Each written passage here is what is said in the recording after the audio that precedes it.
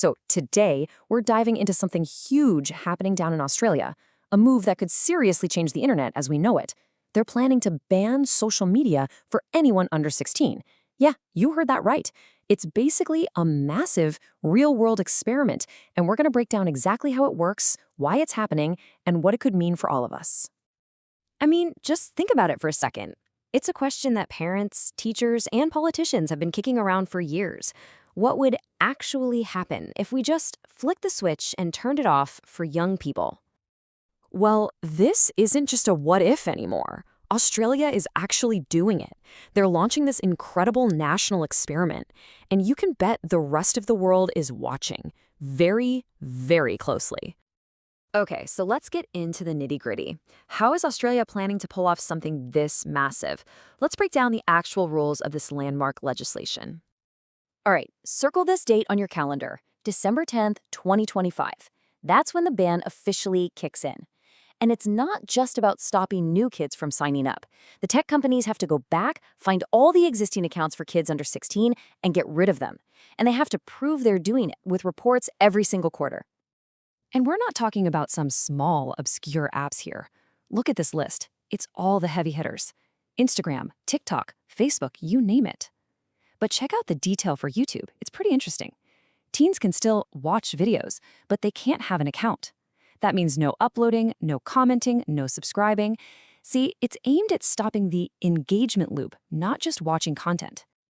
So how do you make sure these giant global companies actually listen? Well, you hit them where it hurts. The Australian government is threatening fines of up to $50 million for any company that doesn't comply. This is not a friendly suggestion. It's an order with some very serious financial teeth. So, in practice, it all boils down to a three-step plan. First, block any new signups from kids under 16. Second, and this is the really tricky part for the tech platforms, they have to build and use systems to actually verify a user's age. And third, they've got to go through and wipe all the existing underage Australian accounts. A move this drastic doesn't just come out of nowhere, right? So what's really going on? Let's dig into the data and the reasoning that pushed Australia to take such a radical step. A huge piece of the puzzle is the really scary decline in teen mental health. This chart right here shows a 43% jump, that's a massive number, in mental health consultations for kids between 12 and 15. And that's just in the last 5 years. Experts are pointing the finger at things like constant social pressure, cyberbullying, and terrible sleep, all supercharged by social media. And this quote from the Australian Communications Minister, Michelle Rowland, really sums up the government's entire philosophy here. Their argument isn't about blaming kids for how they use the apps. It's about the fundamental design of the platforms themselves, the fact that they're built to be addictive. And that leads us to this really important term they're using, harmful design features. They're not just worried about the content kids see. They're targeting the very mechanics that keep you hooked. You know, the endless scrolling, the constant chase for likes and followers, and those powerful algorithms that decide what you see next. Now, you can't make a move this big without creating some serious waves. And while there's a ton of public support for this ban, there's also some major pushback, and even some pretty surprising consequences. Let's get into the ripple effects. And that public support is, well, it's overwhelming. Just look at this. 76% of all Australian adults are on board with the ban.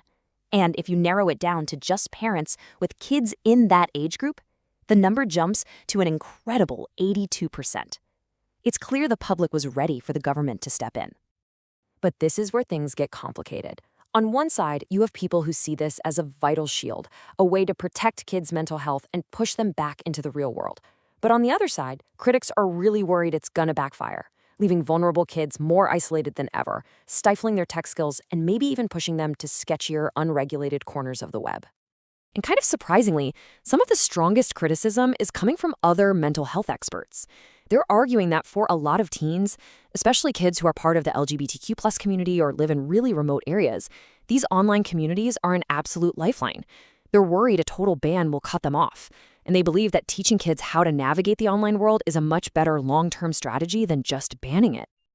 And then there's this, a consequence I bet nobody saw coming. You know those influencer families that make a living creating content with their kids? Well, they're literally planning to leave the country. At least 15 high-profile families have said they're looking to move to places like the US or New Zealand just to protect their incomes. Wow. Of course, the million-dollar question is, will it actually work? Let's be real, a determined teenager has options. They can use a VPN to make it look like they're in another country, they can try to lie about their age, or they could just jump over to smaller, less regulated apps that aren't on that initial ban list. So when you add it all up, the good intentions, the fierce debate, the potential workarounds, this stops being just an Australian policy. It becomes something much bigger. It's a global digital experiment. Social psychologist Jonathan Haidt put it perfectly. He called Australia a national experiment that could literally redefine how we think about a healthy childhood in the 21st century. No pressure, Australia. And you better believe the results of this experiment are going to be measured. Researchers are already gearing up for massive studies to track the real-world impact. They'll be looking at everything: mental health, of course, things like anxiety and self-esteem, but also academic performance, like grades and attention spans, and even physical health, like how much sleep kids are getting. They want cold, hard data on what this ban actually does. And the audience waiting for that data? It's huge. We're talking about the UK, Canada, countries all over the EU, even a bunch of US states. They're all watching this unfold. If Australia can pull this off and show it has real benefits without too many downsides, you could see a domino effect of similar laws popping up all over the globe.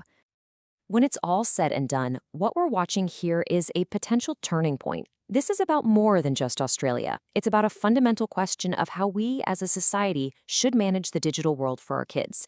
This could become the new blueprint for everyone. Which really leaves us with the ultimate question, doesn't it? Is Australia showing us the way to a healthier future for our kids, one that's free from the pressures of the social media machine? Or is this a well-meaning experiment that's doomed to fail? I guess only time will tell.